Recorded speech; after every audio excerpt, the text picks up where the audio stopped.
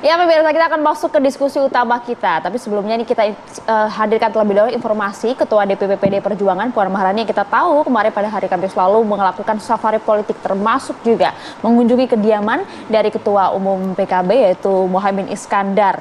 Tapi kita tahu juga bahwa PKB kan sudah memiliki kesepakatan bersama dengan Gerindra. Apakah ada kemungkinan kemudian PKB akan goyah imannya dan juga bergabung bersama dengan PD Perjuangan?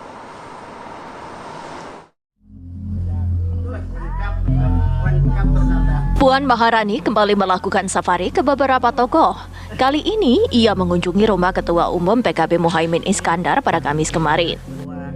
Dalam kesempatan tersebut, Puan didampingi dua Ketua DPP PDI Perjuangan, Said Abdullah dan Bambang Wuryanto. Puan bahkan mengatakan pertemuan keduanya berlangsung hangat dan dipenuhi rasa kekeluargaan. Agenda hari itu diwarnai dengan acara makan siang bersama. Kunjungan Puan Maharani memang disebut-sebut untuk bertukar pikiran terkait pemilu 2024. Puan juga menegaskan bahwa Caimin masih menjadi salah satu bakal cawapres Ganjar Pranowo. Di satu sisi, sebelumnya Muhaimin bersama PKB sudah memiliki komitmen bersama Partai Gerindra yang sudah berlangsung selama 11 bulan. Lantas, masih adakah kemungkinan PKB bergabung dengan PDI Perjuangan? Tim TV One mengabarkan.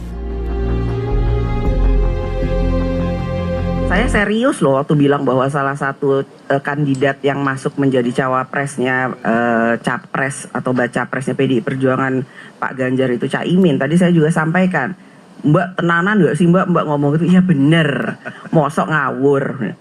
Namun kan itu masih ada banyak hal yang harus dipertimbangkan. Nambah lagi nggak Mbak namanya? Itu tadi nanya gitu. Bisa nambah, bisa berkurang. Karena kita juga mempertimbangkan semua aspek. Yang ini baik, yang ini bagus, yang ini apik. Tapi mana yang kemudian mempunyai visi yang sama dengan baca pres PDI Perjuangan Pak Ganjar? Apakah kemudian serius loh, Bay, nama Caimin itu masuk dalam kandidatnya Pak Ganjar, ada 5. Ada 5. 4 orang lain juga masih ada. Ya, itu. Jadi kalau pertemuan kemarin, apakah ini sebuah tanda PKB sudah mulai lebih intensif lagi menjalin komunikasi politik Partai Gerindra? Nah, kita akan berbincang ya pagi hari ini dengan dua narasumber. Yang pertama sudah hadir di studio ada Mas Adi Prai. Mas, pagi Mas, terima kasih sudah hadir. Sehat, Mas. Pagi Mas Bayu, Maria. Bergabung bersama kami dengan melalui sambungan online ada Mas Saiful Huda, ini politisi PKB. Pagi Mas. Assalamualaikum, selamat pagi. Pagi Mas Adi. Oke. Pagi Mbak, pagi Mas. Ya, Mas Huda. Setelah pertemuan kemarin dengan Mbak Puan gitu ya, kalau misalnya pagi hari ini, jadi arah politiknya atau kompasnya PKB nih tetap di Gerindra atau sudah mulai bergeser ke PDIP? Langsung ditembak di tempat nih Mas. Ya pasti masih di Gerindra ya, karena kami dengan Gerindra sudah bikin kontrak politik, sudah teken-tekenan. Dan kunjungan Mbak Puan kita hargai sebagai bagian dari teman lama, karena kalau PKB dengan PDIP kan punya akar kesejarahan yang panjang, dan kita apresiasi, kita ucapkan terima kasih ke Mbak Puan kemarin menyampaikan 3 hal sebenarnya. Yang pertama, Mbak Puan menyampaikan Gus Imin masuk dalam kandidasi cawapresnya Mas Ganjar. Yang kedua, Mbak Puan meminta betul supaya PKB dan PDIP bisa bareng lagi pada pemilu 2024 yang akan datang. Yang ketiga, Mbak Puan menjadwalkan untuk Mbak Gus Imin bisa ketemu dengan Ibu Megawati untuk mendiskusikan berbagai hal, termasuk update politik terakhir. Tapi tentu ini kan baru obrolan yang kedua ya, kalau ketiga mungkin ya, dan perlu tahapan fase-fase diskusi berikutnya gitu. Nah, ini berbeda pasti dengan PKB dengan Gerindra, di mana kami sudah bikin kontrak politik bersama dan tinggal saya kira diresmikan. Karena dua-duanya punya mandatori, Pak Prabowo dapat mandatori untuk nyalon sebagai capres, dan Gus Imin dapat mandatori sebagai calon cawapres. Mas Huda, begini, kalau memang kontrak politiknya kan memang masih bersepakat gitu ya PKB sama Gerindra. Ini ada dua peristiwa nih Mas gitu. Sebelum pertemuan Caimin dengan Mbak Puan kan ada Pak Prabowo yang sama Pak Erik gitu. Kita tahu nama Pak Erik Thohir juga kan didorong menjadi cawapresnya Pak Prabowo gitu. Ini dua peristiwa ini saling kode-kodean apa gimana sih Mas kalau PKB ngelihatnya Mas?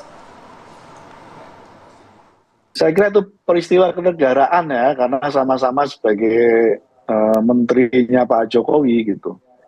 Dalam hitungan Pak Prabowo berkali-kali disampaikan dan saya meyakini itu masih dipegang teguh oleh Pak Prabowo. Yang pertama, Pak Prabowo butuh kekuatan dan figur ideologis, bukan kekuatan dan figur yang pragmatis.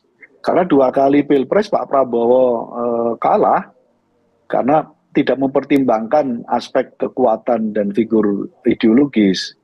Dan saya rasa kalau Pak Prabowo mempertimbangkan aspek figur dan kekuatan ideologis, ya ketemunya Cak Gus Imin.